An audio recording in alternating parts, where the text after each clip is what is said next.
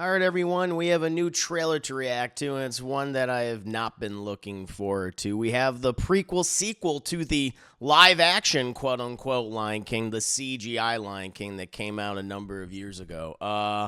I was not a fan of that movie, and I'm saying that as someone who grew up watching the original Lion King, saw it in the theaters when it came out, in 1994. I actually liked the VOD sequels, really liked, the Lion King 2, Simba's Pride. Lion King 1.5 was a blast. Hell, I've even watched a little bit of The Lion Guard and really loved that. But these live-action remakes, again, CGI remakes, no thank you. That movie just stripped out all the wonder and color and personality from the original films.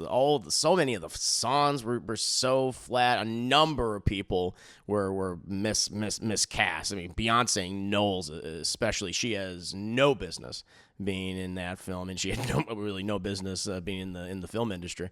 But yeah, the only people that I thought were actually pretty goddamn good in that movie were Seth Rogen and Billy Eichner. They actually brought some personality to Pumbaa and Timon, respectively. But everything else about that movie, I just did not care for. But it made a lot of money.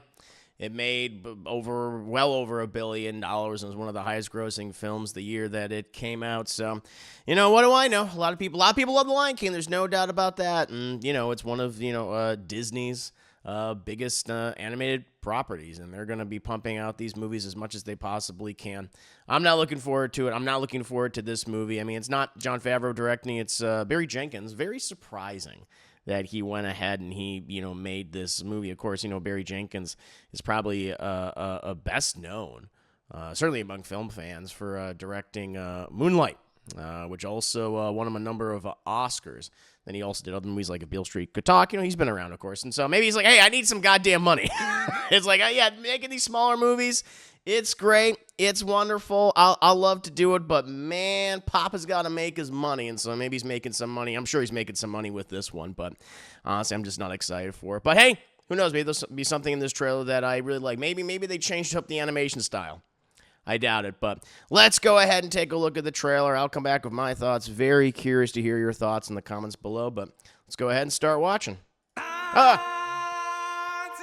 Should have known they would have opened with that one. Would African lions be living in the snow? Begins far beyond the mountains. Where the hell are we? Is this Africa? On the other side of the light.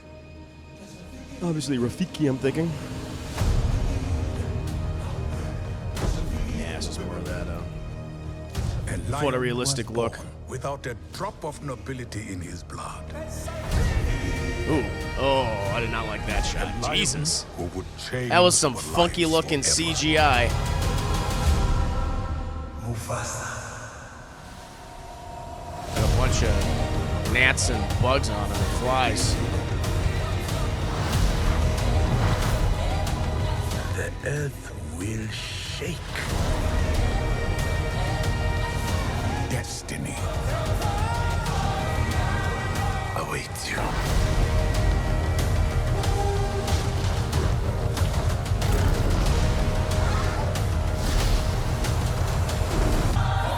Timon and Pumbaa fighting Scar.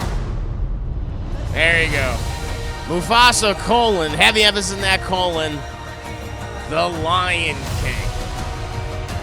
Does have a pretty big cast. You have some people returning, obviously, as well. And introducing Blue Raspberry Carter. That's some nepotism for your ass.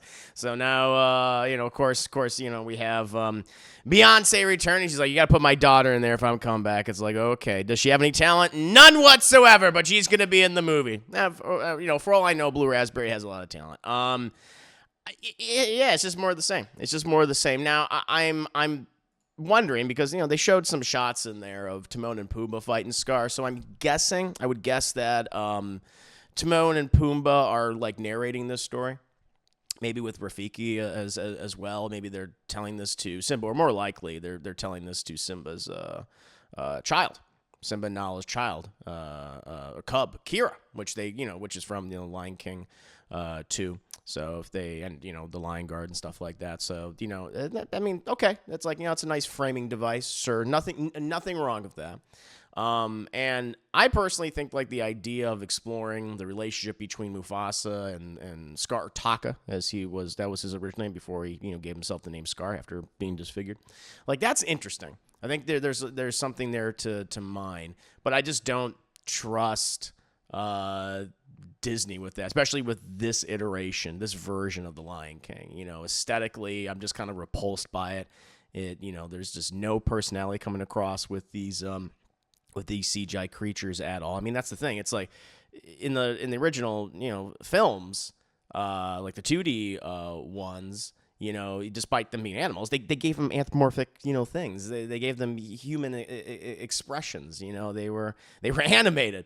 But to go this realistic route, I think it was just a huge mistake. And obviously to retell, the original story was a mistake. Although, what do I know? Movie made a lot of money.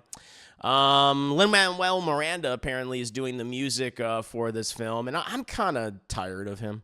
The last number of movies that I've seen, a lot of his music's just feeling the same. A lot of his projects I haven't particularly cared for. I think like the last time I truly loved his music was for Moana. So interesting that he's not doing the music for that film, but he's doing the music for this.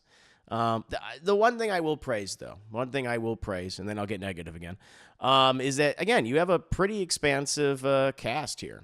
Obviously you have some returning people, Billy Eichner, Seth Rogen, played Timon and Pumbaa respectively. The best thing about that movie, that 2019, from whatever year it came out. So they're returning. That's cool. Donald Glover, I think Donald Glover is a very talented man, Renaissance man. I mean, he can do so much stuff. He can do practically anything. But I don't know. I just didn't particularly care for him as Simba. I don't think his singing was as strong. Although you have a number of other great voice actors. I mean, you have Mads Mikkelsen. Why Mads is going to be a villainous character, a lion or something. Keith David I saw, which I think is pretty cool, who apparently is playing Mufasa's father. That's where he gets that epic voice from. So that's nice. So again, they get a lot of talent, for these movies, these projects, but at least, you can be the most talented actor in the world, the voice actor in the world. But if you get a shit script, shit direction, shit performance. So I'm hoping for the best for that. And the one member of the cast where I'm like, I hope they don't come back, but of course they do, is Beyonce.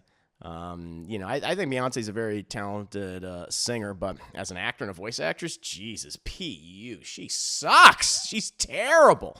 And she was one of the absolute worst. And she butchered. She absolutely, she killed it dead. She butchered Can You Feel the Love Tonight in the first live action remake.